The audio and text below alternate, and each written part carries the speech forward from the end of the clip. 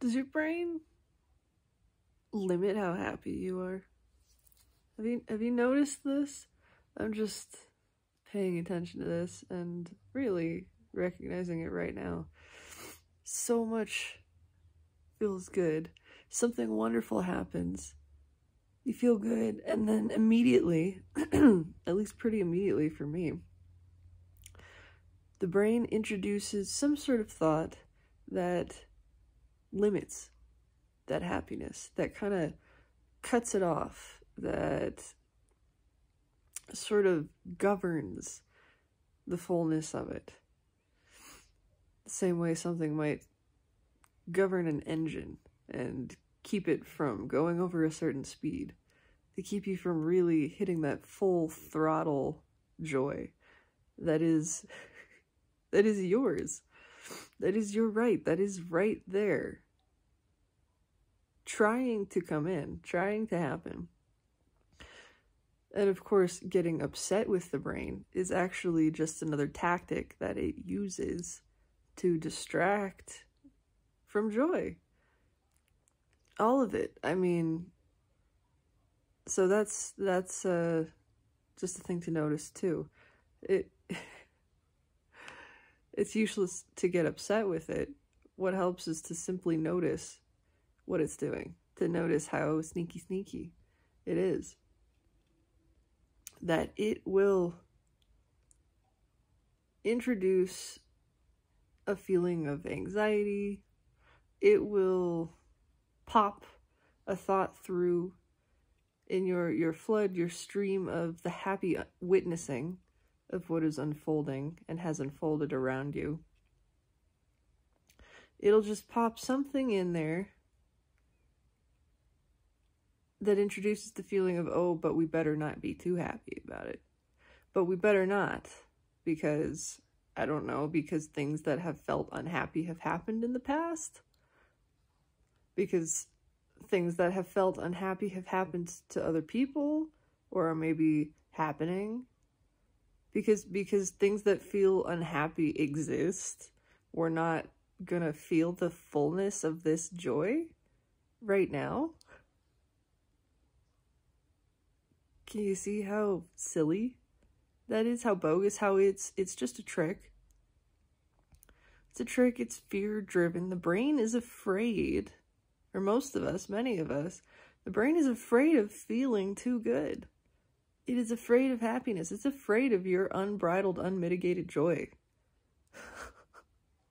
So it will do whatever it can to kind of step in the way of that and squash it and control it. It's the pleasure police.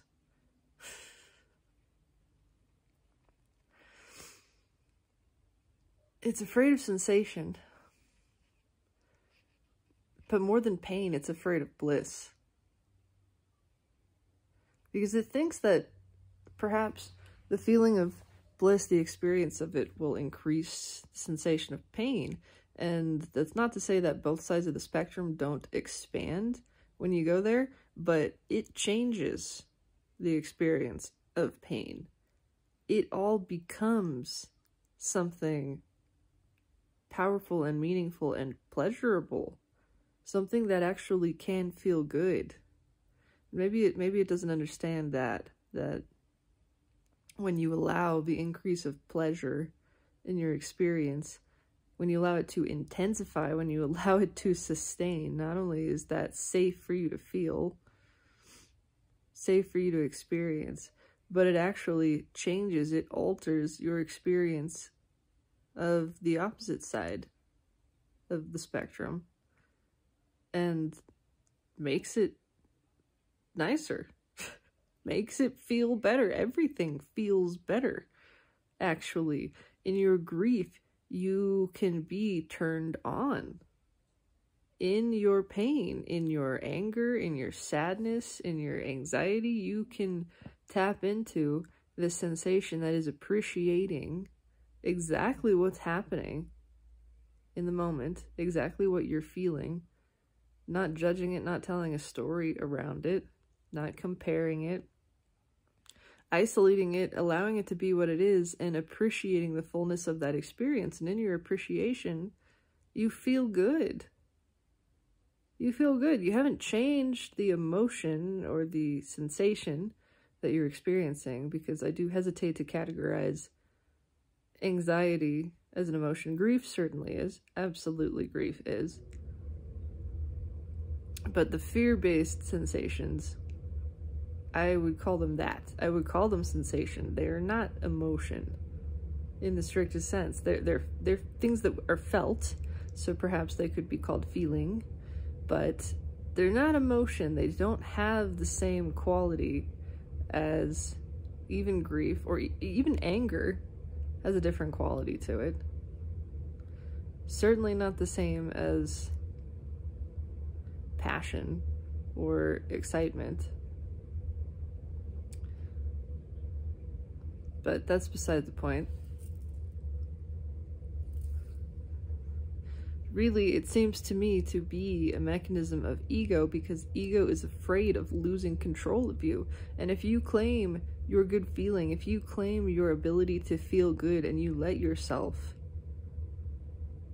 feel the fullness of good, how good can feel, which then changes the experience of everything, you tapping into your ability to feel satisfaction with all, to appreciate all, to let all that is fulfill you all the time, even when it feels funky, even when it feels weird or gross or sticky or stale. You can find a place in you that is appreciating that, and actually let yourself enjoy those sensations. And then ego has no role to play, because it thinks it's trying to keep you safe. But if you're not perceiving anything as a threat, if you're letting everything please you, and everything serve you, and everything feel good to you in some type of way, then ego has nothing to do. It's got no role, and so it doesn't want you necessarily to discover that you get to feel really good all the time, to discover that existence is bliss, is different shades of peace and pleasure and feeling really fucking good.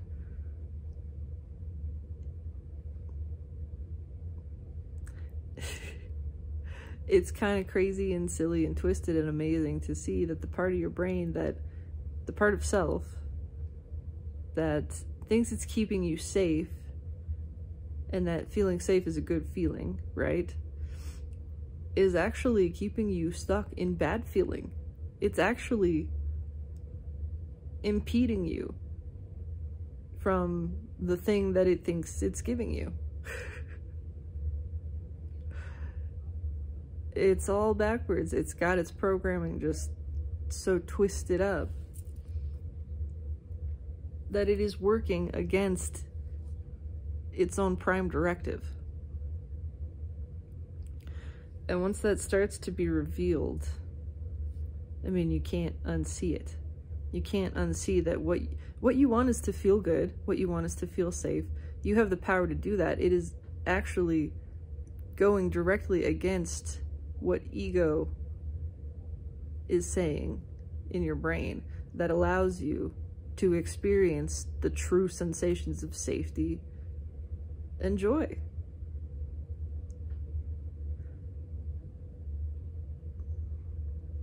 It's keeping you from those things because it's afraid.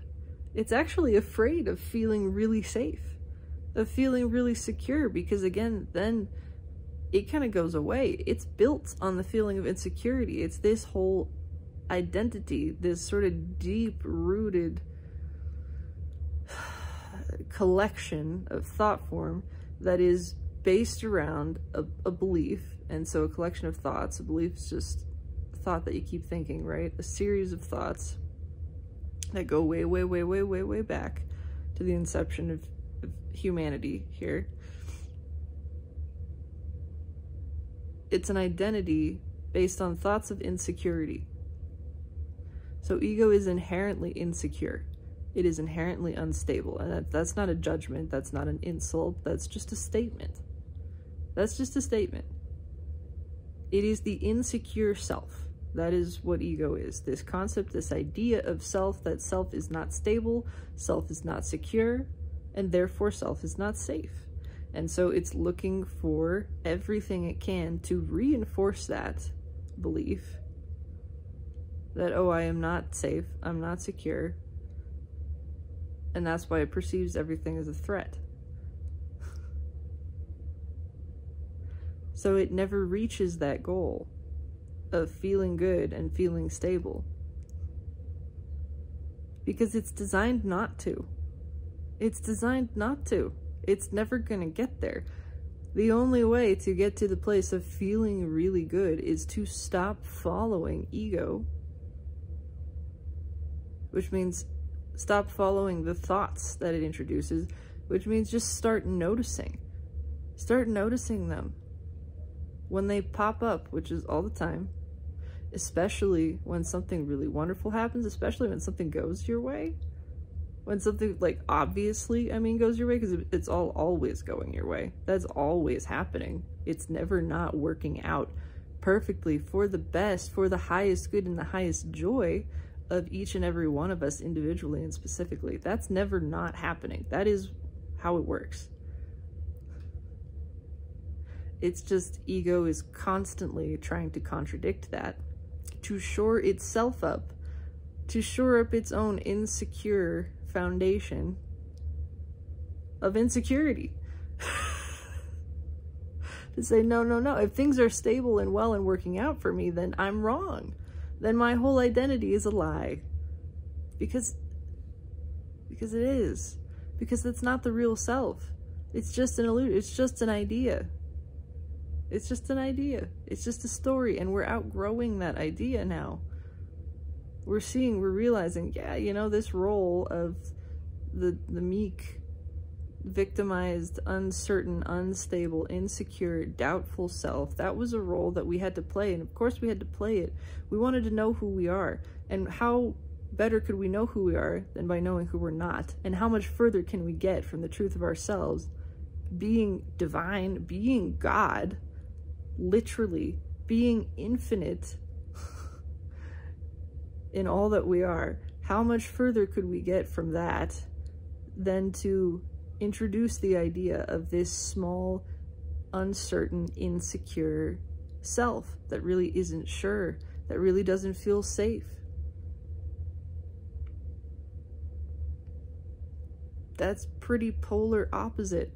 And so by delving into this experience, we get to discover the fullness of who we are, the fullness of our safety, our security, our abundance, our wellness.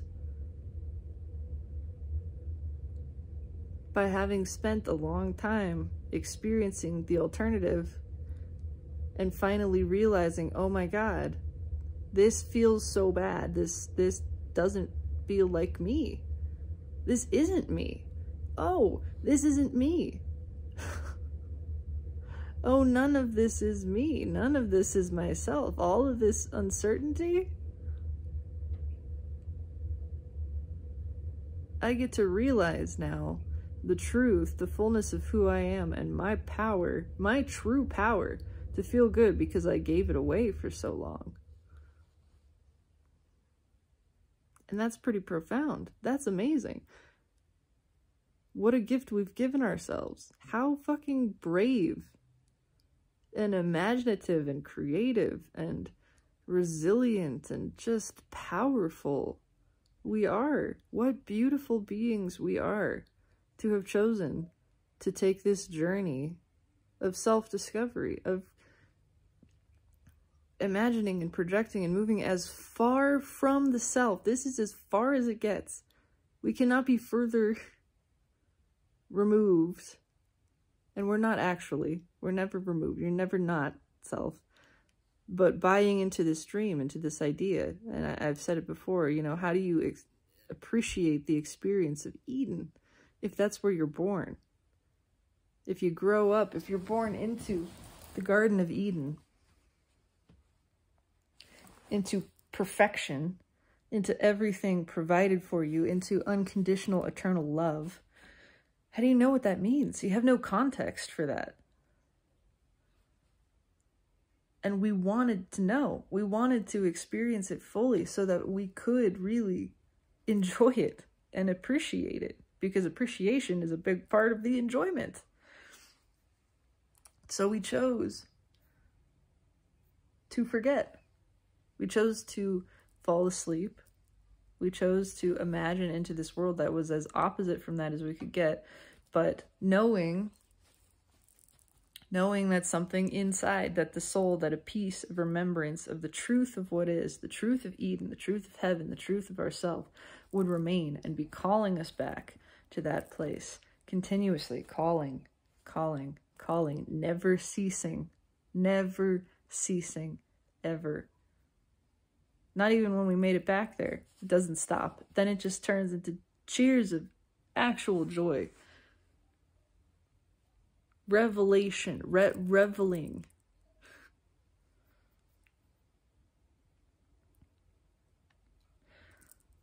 Anyway. Heaven, joy, bliss, it's real and it's here now. And it's accessible and it's becoming more so. Just notice, this is what I'm doing. And that's why a lot of this is it's documentation of this process. It's documentation of the changes that unfold in tandem with it, because everything has changed. Everything in my life experience has changed. But most importantly and most profoundly, my internal experience has changed.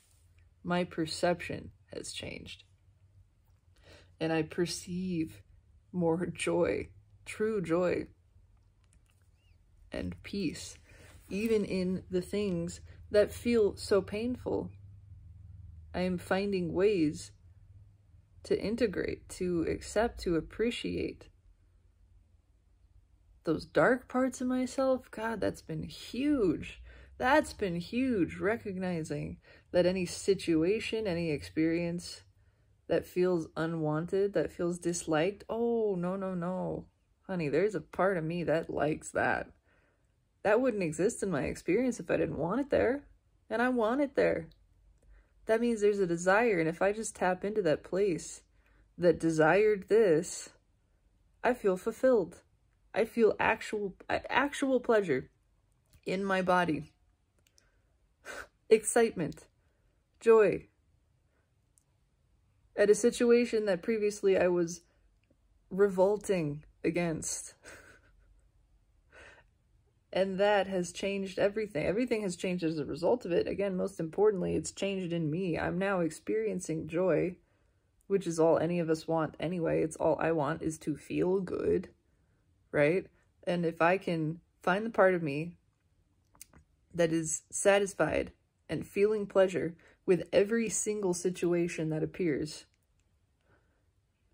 then I can tap into good feeling. I can give myself radical permission to feel pleased with all that is. And that is alignment with soul. That is spirit. Spirit is given this wholehearted, all approving mark to everything.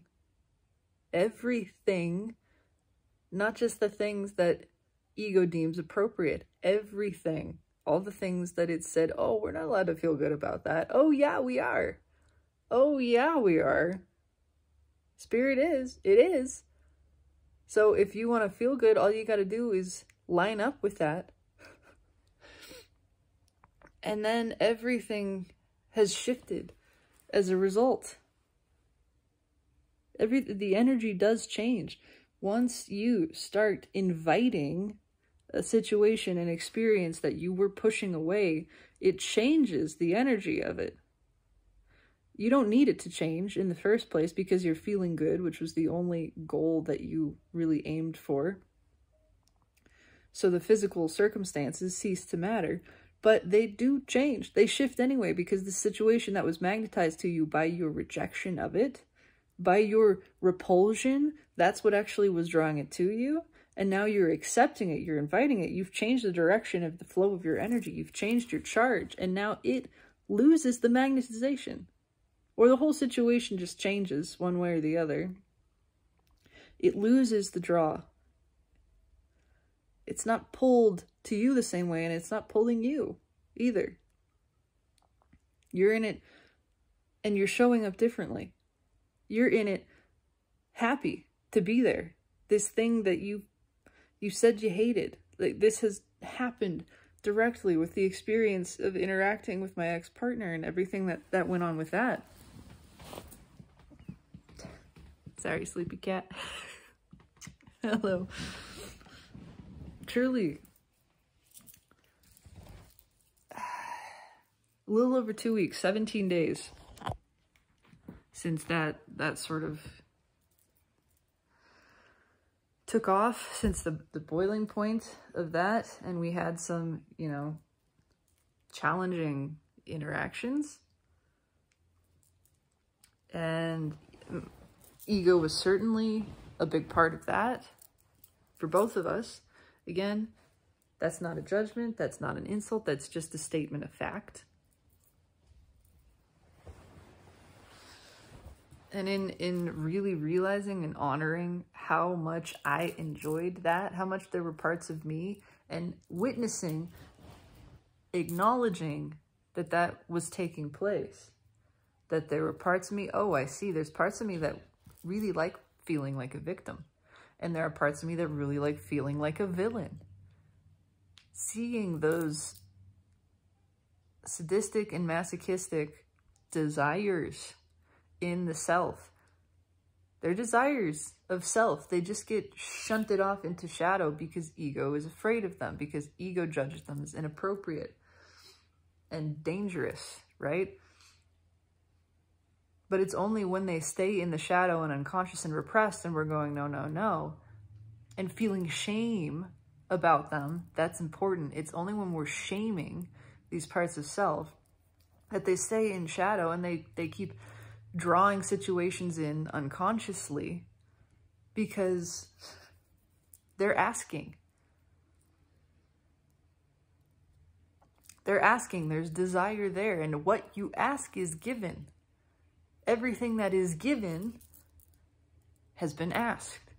So if you can just acknowledge the part of yourself that asked for this and genuinely wants it, and invite that into the open, this is what I've been doing and what has profoundly transformed my understanding and experience of all of this, inviting that part into the open and saying, oh, there is something in me that wants this, that wants the feeling of conflict, of tension, the feeling of bondage, the feeling of limitation and restriction. It wants to feel like there is this power struggle. What a fun game it is for me. For this part of me. I'm not rejecting it anymore as something other. It's a part of me, and I'm giving it permission to be seen, to be witnessed, to be exposed, and to take pleasure in itself, in its desires being fulfilled. And not feeling shame around it, not shaming it, not judging it. Giving it full permission to be what it is, to take pleasure in what it takes pleasure in. And for myself, in doing that, I line up with that pleasure and I experience it too. And guess what? 17 days into that, I came home. My ex-partner was home. She'd been in Portugal. She was on the couch. She said, hey, can we talk? And we had an actual conversation. A really excellent conversation. It was night and day. Night and day. And there was progress there. She acknowledged the way that she felt, the way that she had reacted. I expressed that there was no blame. There was no anger at her. That yes, there had been egoic reaction in me, absolutely. but that I didn't blame her or hold her responsible for that, for any of my emotional experience. And she actually took ownership of hers. We stepped outside of the egoic game because we gave it the space, because I intentionally, at least, accepted my role in it. And my role included what I was evoking from her. Because I asked for that. I asked for that response, and she just gave me what I asked for. All of that was exactly created to my specifications for what I wanted, for what I wanted to experience. And yes, it was a blended thing. It was I was giving her exactly what she asked for too. It was shared. It was mutual. We agreed. We perfectly completed each other's dances in all of this. And it was like the dam just broke. Everything lifted. Now there's progress there. Now we are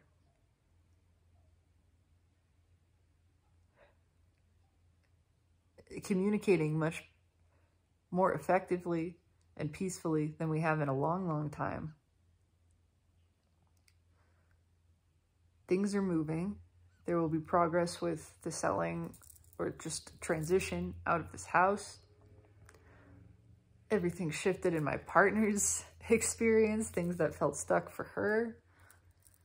I'm not taking responsibility for that. We've both been practicing this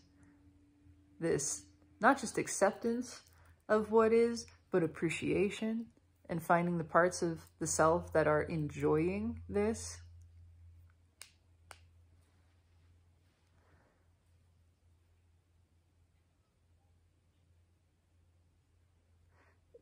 That's surrender. When you're in a state of appreciation, you've tapped into surrender. So there's more than one way to go about it. It's just a really definitive, clear surrender. When you're saying yes to what is, you're surrendering to it, right? And once you have surrendered, everything moves. But again, most importantly, everything in you moves first. You feel better. Nothing has changed and you feel good in it. So you don't need it to change. And when you stop needing it to change, it's free to. It's free to shift. It's free to evolve into its highest form. This happens. This is happening. And it is astounding. It is truly miraculous to witness. It's magic. It's magic. It is the magic that we are intended to create, that we have the power to create, the magic that has created all of everything that is. I've rambled on for longer than I thought I would, so I think I'm going to stop here, but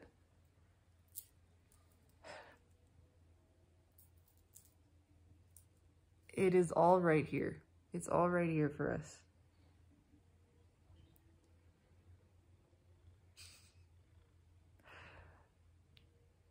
Bliss, wonder, peace, contentment, pleasure in everything that is. We are creating heaven on earth, which really means we're bringing earth to heaven. We are lifting